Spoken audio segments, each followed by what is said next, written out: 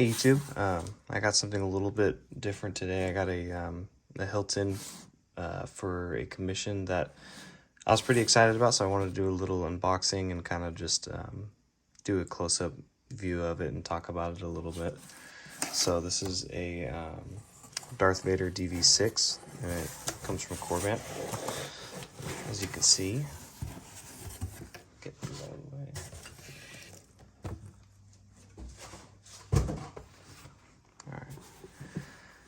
So it just comes in the box like their hilts usually do. And take this off. And here's the hilt. It comes with the grips off. There's a little baggie of them right here. I'm not sure if it comes with extra or the exact amount that you need, but I'm sure at least you have what you need in there. So take one of these out, just kind of show it off a little bit. And from what I know too, as far as the actual movie prop goes, I know like some of them are kind of bent and skewed. Some of them have like the edges shaved a little bit. So I'm sure that if you desire to, you can kind of do that to these. It's kind of a rubber material, really flexible. It's got a sticky adhesive on the back that you peel this off and stick to the hilt. So yeah. Let's see, it comes with 1, 2, 3, 4, 5, 6, 7 of them. So that kind of seems like it's just the amount that you need.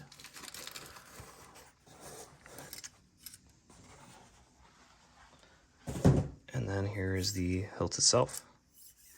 When you first pick it up, it feels pretty, it's a bit hefty compared to a lot of other hilts that I've held. This one feels pretty solid. Looks really nice too. So I'll start at the bottom here. Really similar to a Graflex, they kind of imitated that D-ring with this little attachment here. I think these are actually screws, but on the like Graflex or the movie prop, I think they're pop rivets. So that's a little bit different. And then the body of this hilt comes from a Graflex camera, just like the actual Graflex, Luke's hilt does. So this one is obviously a replica, so it doesn't have the stamp down here, the little Graflex stamp in the pommel piece. There's actually no markings anywhere on here, so you know that it's all just like a replica of it. But it does imitate everything from the D-ring to the little pins up here. This is where the glass eye would go. These were all added to the Vader hilt specifically. Got another D-ring up here. But let me go back to the bottom real quick. So the pommel does unthread right here. And one thing that's really cool about this hilt is the sound venting is hidden. So right here you can't see it. On the back side you can see that there's a hole and it comes out from right there. So that's really cool. I like when hilts can hide away the sound venting and make it look more realistic. And then if you look inside, just for a size comparison, let's see. I've got a little scrap piece of 1-inch blade material. And as you can see, the inner diameter of this hilt is massive. So that lends itself to being really easy to install. You've got a lot of room to do whatever you want with chassis and such, to add a lot of design, crystal chambers, whatever you want to do. So that is pretty cool. It also unthreads from here, so this whole entire grip section comes off. Excuse me. So that's this piece right here. And then if you look in this kind of clamp section here, you can see the bottom of the plungers, and these two buttons are right here. They're these kind of flathead screws, and you push down on it. It's kind of hard to capture, but there you go. So that's a really nice plunger system there. The buttons feel really good up here pressing them. Even though it's flush, you can still I still feel like you can really actuate them very well.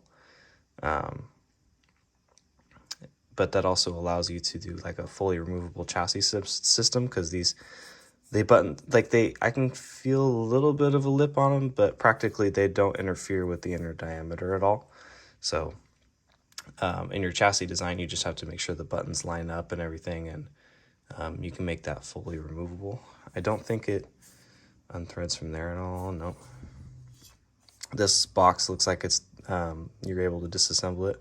If you take a flathead, you could probably take this button top off of the other half of the plunger piece, take those out, and then there's a little Phillips screw in there. That probably takes the whole box off there. And so moving on up a little bit more, this is where the glass eye would go, and as you can see, I loosened it, and it loosened the retention screw for the blade, had the blade plug in there. So that's really cool. You don't really need an extra tool. You can just hand tighten that. And I actually really like that this hilt utilizes that as well. It's kind of a hassle to having to find Allen wrenches and such. And then over here you got your D-ring. It looks like it's just secured with another nut on the other side of it. It's got threads on here. And yeah, so it's kind of hard to see, but you can see there's an inner diameter change. So it goes from whatever this is to a 1 inch.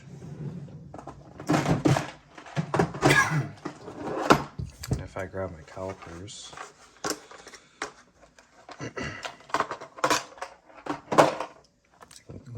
I can kind of just do a quick measurement in here.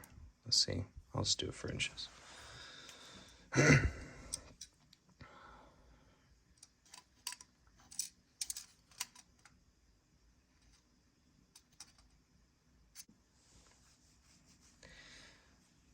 Like I was saying, there's, let's see, yeah, got about 1.26 inches of inner diameter. So just to kind of show you again, I'm going to take it down to 1 inch, which is a little more typical. Let's see if I can get it, almost there, close enough. So that's a lot of room. It's even more than like MHS hilts. I like those a lot too, because it's a little bit more than 1 inch of room on the inside, but these it's like even more. So it's pretty cool. Designing a chassis for this will be really fun. Lots of different options. So assembling the hilt again, you just thread this piece on. Thread your pommel back on.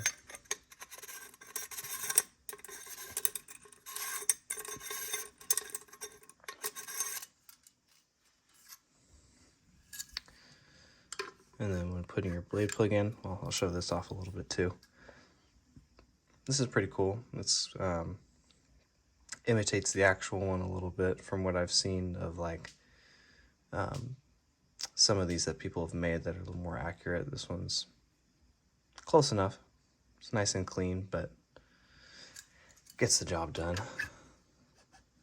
So you can just put that in there flush, tighten the retention screw down, and this little outermost ring will light up if you have the lit connector in there, so you will get a little bit of shine through if you turn the saber on while the blade plug is in.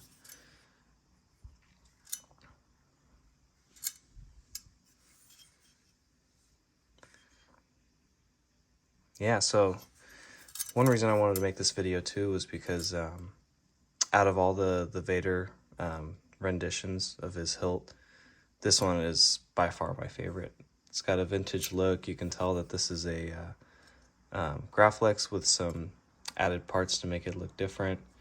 So I really like that that fact about Star Wars, is that like a lot of blasters they use are like World War II rifles and pistols, and they just add things to them to make them look futuristic. And you know, watching the movie first time, you don't really notice it, but then once you kind of keep watching it, you can start to see like, oh, that's a this, that's a that. So that's really cool. I really like that about movies in general too.